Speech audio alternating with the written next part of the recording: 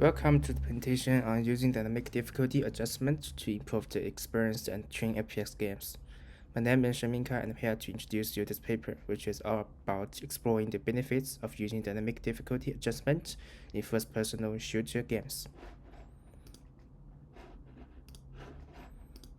In this paper, we'll be exploring the benefits of dynamic difficulty adjustment in FPS game, which are particularly focused on the implementation of DDA in Half-Life.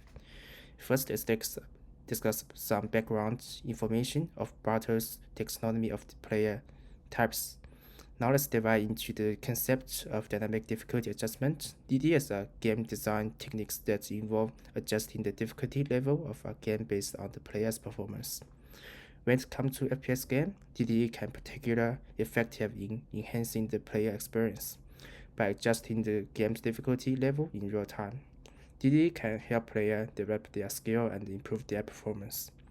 Half-Life is an example of an FPS game that has successfully implemented DDA. To implement DDA in FPS game, developer can use a variety of techniques, including rule-based system and machine learning algorithm. Ultimately, the goal is to create a system that adapts to the player's skill and keep the game engaged and challenging.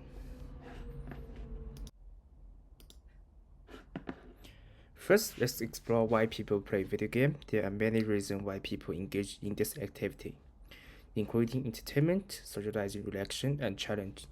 Video games offer immersive experience that can be tailored to individual player preference, making them a popular form of entertainment for people of all ages. Now let's divide into Bartol's taxonomy of player types. Bartol's category player into 4 categories based on their psychological characteristics. The first category is achiever. These players seek to gain points, badges, level, and states within the game. They are motivated by the sense of accomplishment that comes with achieving goal within the game. The second category is explorers. These players are motivated by discovering new things within the game and uncovering its secrets. They enjoy exploring the game world and discovering hidden areas and features. The third category is killers. These players enjoy competing against other players and beating them to gain points and state. They are motivated by the thrill of victory and enjoy the challenge of competing against others. The fourth category is socializer. These players enjoy interacting with other players within the game. They seek to build relationship and socialize with other players, often forming friendship and community within the game world. By understanding this player type, game developer can create games that capture a wide range of player preference. They can incorporate features that appeal to each category of player and create a more engaging and immersive experience for all. To create an engaging and enjoyable game experience, this is essential to understand the concept of flow. Flow is a psychological state in which a person becomes fully immersed in an activity and experiences intense focus, enjoyment, and creativity. In the context of gaming, flow occurs when the player is completely absorbed in the game and loses track of time and external stimuli. To achieve this state, game design must create experiences that are tailored to the player's preference and skill level. Game must be push the player's skill to their maximum while also providing an appropriate level of challenge. When the challenge level is too low, the player becomes bored, and when it is too high, they become stressed and frustrated. Game design must carefully balance the challenge level to ensure that the player remains engaged and stimulated. As the player's skill levels increase, the game's difficulty should also increase to maintain the state of flow. This can be achieved through dynamic difficulty adjustment, which adjusts the difficulty level in real time based on players' performance. In addition, the game experience must be designed to adhere to the player's preference. This can be achieved through personalization, such as following the players customize their avatar or choose their own path through the game. Personalization creates the sense of ownership and investment in the game, which increases the player's engagement and enjoyment. In conclusion, the concept of flow is the essential of creating an engaging and enjoyable game experience.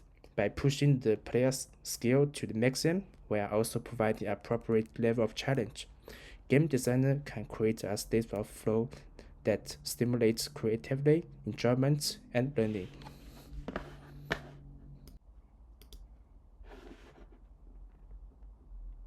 In this paper, the author chose Half-Life as an experiment game.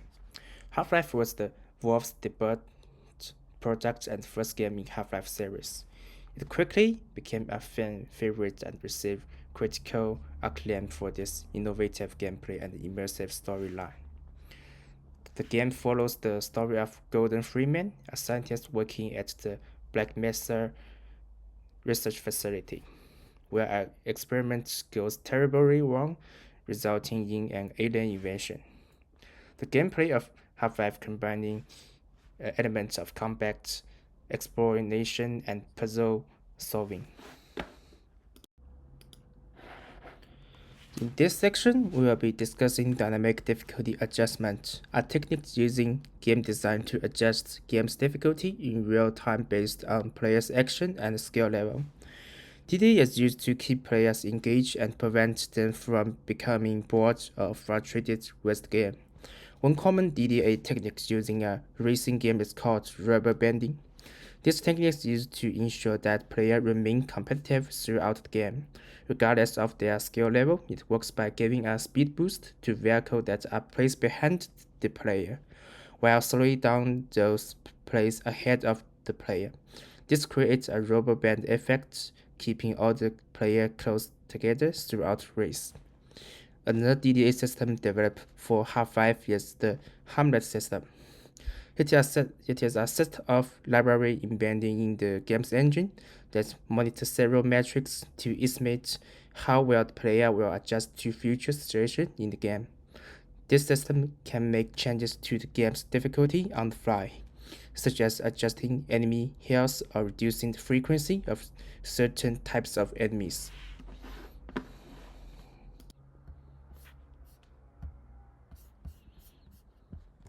The DDA rule system is a powerful tool that allows game designers to make adjustments to various game mechanics, such as enemy accuracy, enemy damage, enemy health, player damage, and item effectiveness.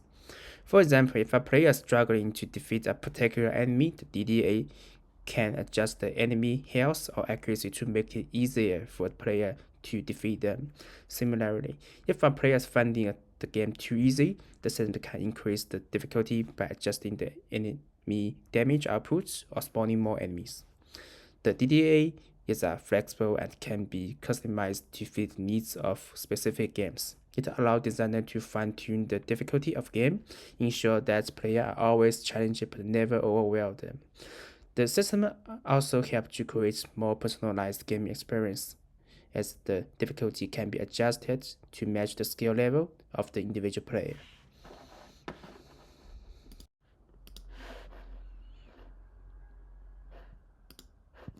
In this section, we will be discussing how to modify the weight of difficulty rules in dynamic difficulty adjustment rule system. The weight of the rule determines how much they will affect game difficulty.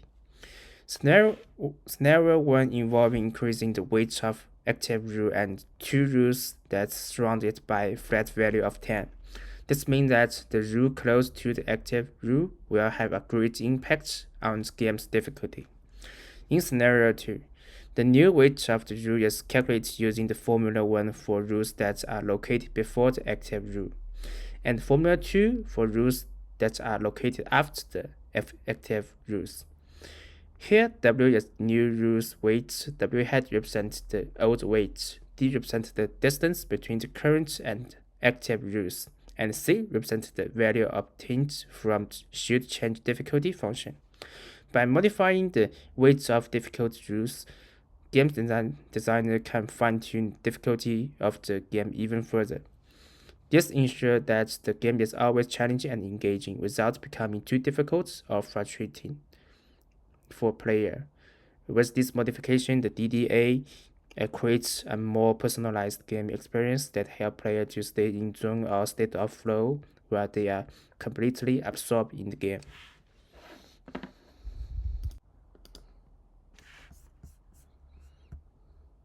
Left figure presents the results of odd game experience questionnaire, which called GEQ variable. The GEQ is then standard questionnaire used to measure the player's experience in terms of enjoyment, immersion, and flow. Let's move to the second figure. For positive variable, a positive difference between the normal Half-Life game and the DDA Half-Life game is good, whilst negative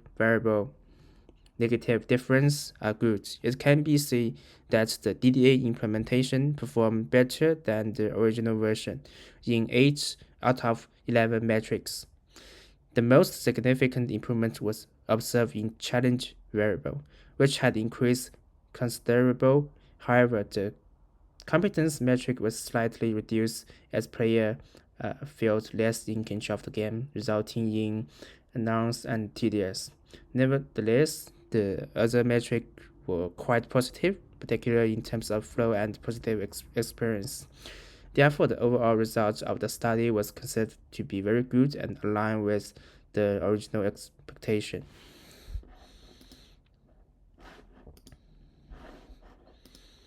The study conducted to evaluate the impact of DDA on usability of game. The figure displayed the score of each question is in the survey and the final result based on SUS score, which is similar questionnaire with GEQ. The survey consists of 22 questions related to usability of the game, such as navigation, clarity, and the efficiency. The final results show the decrease in usability by 3.67 points from 84.5 to 80.3. However, these challenges still considered a good result, as the relative challenge is less than 5%. This indicates that the introduction of DDA did not have major impact on the perception of player regarding the usability of the game. Overall, the result of the study suggests that DDA can be efficiently implemented in FPS games to improve player experience without compromising the usability of the game.